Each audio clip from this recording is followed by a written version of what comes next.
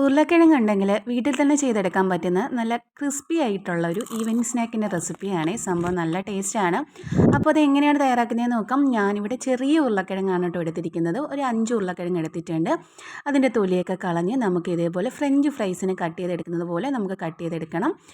അതിനെക്കാട്ടും കനം കൂടാനോ കുറയാനോ ഒന്നും പാടില്ല. നമുക്ക് ആ ഒരു പരുവത്തിലാണ് നമുക്ക് കട്ട് ചെയ്തെടുക്കേണ്ടത്. അതിനുശേഷം ഈ കട്ട് ചെയ്തെടുത്ത ഉരുളക്കിഴങ്ങെല്ലാം വെള്ളത്തിലിട്ട് നല്ലതുപോലെ കഴുകിയെടുത്ത് വേറൊരു പാത്രത്തിലേക്ക് നമുക്ക് മാറ്റാം. ഇനി ഇതിലേക്ക് 1/4 ടീസ്പൂൺ ഉപ്പും കൂടി ഇട്ട് കൊടുത്ത് നല്ലതുപോലെ നമ്മൾ കൈകൊണ്ട് നല്ലതുപോലെ മിക്സ് ചെയ്തെടുക്കണം. മിക്സ് ചെയ്തെടുത്തതിന് ശേഷം ഇത് നമ്മളിനി ചെയ്യാൻ പോകുന്നത് ആവിയിൽ വെച്ച് വേവിക്കുകയാണ്. സ്റ്റീമർ എടുത്തിട്ട് അതിലേക്ക് വെച്ച് വേവിച്ചെടുക്കുകയാണ്. ഒരുപാട് നമുക്ക് കുക്കായിട്ട് വരണ്ട കേട്ടോ. അപ്പോൾ നല്ല ഉടഞ്ഞു പോകണ്ട, പക്ഷേ നമുക്ക് അത്യാവശ്യത്തിന് ഒരു കുക്കായി കിട്ടുകയും വേണം. ഒരു 1/4 വേവിലാണ് നമുക്ക് വേണ്ടുന്നത്. അപ്പോൾ അതൊന്ന് ആവിയിലുണ്ട് വേവുന്ന സമയം കൊണ്ട് നമുക്കൊരു ഇതിനകത്തുള്ളൊരു ബാറ്റർ തയ്യാറാക്കാം. അതിനുവേണ്ടി 4 വലിയ ടേബിൾ സ്പൂൺ ഗോതമ്പാവാണ് എടുത്തിരിക്കുന്നത്. അപ്പോൾ നിങ്ങളുടെ കയ്യിൽ മൈദയൊക്കെ ഉണ്ടെങ്കിൽ അത് എടുക്കാവുന്നതാണ് കേട്ടോ. ഇനി അതിലേക്ക് 2 വലിയ table spoon cornflour, 1 teaspoon Kashmiri മുളക് പൊടി, അതുപോലെ തന്നെ 1/4 ടീസ്പൂൺ മഞ്ഞൾപ്പൊടി, 1 ടീസ്പൂൺ ചിക്കൻ മസാല, 1 ടീസ്പൂൺ കുരുമുളക് പൊടി, 1/2 teaspoon soya sauce, 1/2 teaspoon chilli sauce, 1/2 teaspoon tomato sauce, പിന്നെ ലാസ്റ്റായി ഇട്ട് കൊടുക്കുന്നത് 1 ടീസ്പൂൺ പെരി മസാലയാണ് കേട്ടോ. ഈ ചാറ്റ് മസാലയും പെരി മസാലയൊക്കെ ഇട്ട് കൊടുക്കുന്നത് ഭയങ്കര ടേസ്റ്റാണ്. ഉണ്ടെങ്കിൽ തീർച്ചയായിട്ടും ട്രൈ ചെയ്ത് നോക്കുക.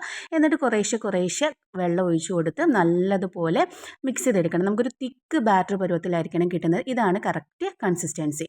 ഈ സമയം കൊണ്ട് നമ്മുടെ ഉരുളക്കിഴങ്ങെല്ലാം നന്നായിട്ട് വെന്ത് വന്നിട്ടുണ്ട്. എന്ന് വെച്ചാൽ ഓവറായിട്ടല്ല, ഞാനിപ്പോൾ കാണിച്ചു തരാം. നമ്മളിതിപ്പം ഒരു ഉരുളക്കിഴങ്ങ് എടുക്കുമ്പോൾ നമ്മളിങ്ങനെ പ്രസ് ചെയ്യുമ്പോൾ 2ആയിട്ട് പ്രസ് ആവുന്നു. എന്നാൽ നമ്മൾ കൈ കൊണ്ട് ഉടയ്ക്കുമ്പം പെട്ടെന്ന് ഉടയുന്നില്ല. ആ ഒരു പരുവത്തിലാണ് കിട്ടേണ്ടത്.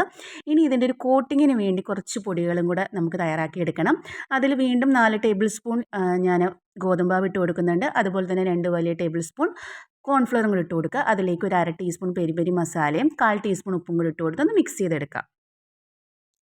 ഇനി ഇതെല്ലാം കൂടെ നമുക്കൊന്ന് കോട്ട് ചെയ്തെടുക്കണം. ആദ്യം ഒരു ഉരുളക്കിഴങ്ങെടുത്ത് നമ്മുടെ ആ ഒരു ബാറ്ററിൽ മുക്കി എല്ലായിടത്തും ആക്കിയതിന് ശേഷം ഇനി നമ്മൾ ആ പൊടിയിലേക്ക് ഇട്ട് കൊടുത്ത് നല്ലതുപോലെ കൈ കൊണ്ട് നല്ലതുപോലെ പ്രസ് ചെയ്ത് നമ്മൾ ഈ ഫ്രൈസൊക്കെ ഉണ്ടാകത്തില്ല, എന്ന് വെച്ചാൽ ബ്രോസ്റ്റഡൊക്കെ ഉണ്ടാക്കത്തില്ലേ, ആ ഒരു പരുവത്തിലാക്കി എടുക്കുകയാണ് ചെയ്യുന്നത്. ഇങ്ങനെ നല്ലപോലെ കൈ കൊണ്ട് പ്രസ് ചെയ്ത് ഒന്ന് കുടഞ്ഞെടുക്കുമ്പോൾ ആ ഒരു ബ്രോസ്റ്റഡിൻ്റെ ആ ഒരു ചെറിയ ഷേപ്പിൽ നമുക്ക് കിട്ടും. ഇനി അങ്ങനെയൊന്നും ഇല്ലെങ്കിലും കുഴപ്പമില്ല, ജസ്റ്റ് ഒന്ന് മുക്കി എടുത്താലും മാത്രം മതി. അപ്പോൾ നമ്മുടെ ആ ഫ്രൈസിന് വേണ്ടിയിട്ടുള്ള നമ്മുടെ പൊട്ടറ്റോ ഈവനിങ് സ്നാക്കിന് വേണ്ടിയിട്ടുള്ള കോട്ടിങ് എല്ലാം റെഡിയാക്കി കിട്ടിയിട്ടുണ്ട്. ഇനി നമുക്കിതെല്ലാം ഒന്ന് സെറ്റാക്കി എടുക്കണം.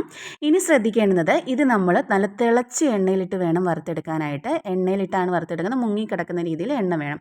എണ്ണ നിങ്ങൾക്ക് ഏത് എണ്ണ വേണമെങ്കിലും യൂസ് ചെയ്യാവുന്നതാണ്. അപ്പോൾ നല്ല തിളച്ച എണ്ണയിൽ ഇട്ട് കൊടുത്ത് നല്ലതുപോലെ ക്രിസ്പി ആയിട്ട് നമുക്ക് ആക്കി കിട്ടണം. വളരെ പെട്ടെന്ന് തന്നെ കിട്ടും.